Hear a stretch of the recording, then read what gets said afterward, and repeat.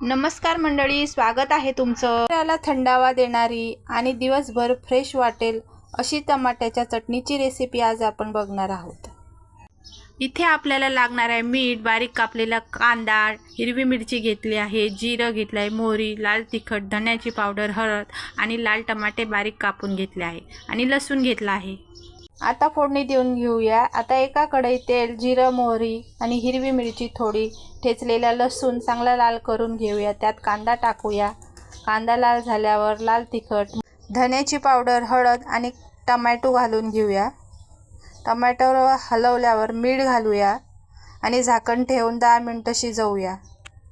झाकण ठेवलेले असल्यामुळे आणि मीठ मसाले घातलेले असल्यामुळे टमाट्यांना पाणी सुटलेलं आहे. त्या पाण्यामध्येच टमॅटो आपल्याला चांगले शिजवून घ्यायचे आहे 10 मिनिटं. चटणी शिजून झाल्यावर कोथिंबीर घालूया.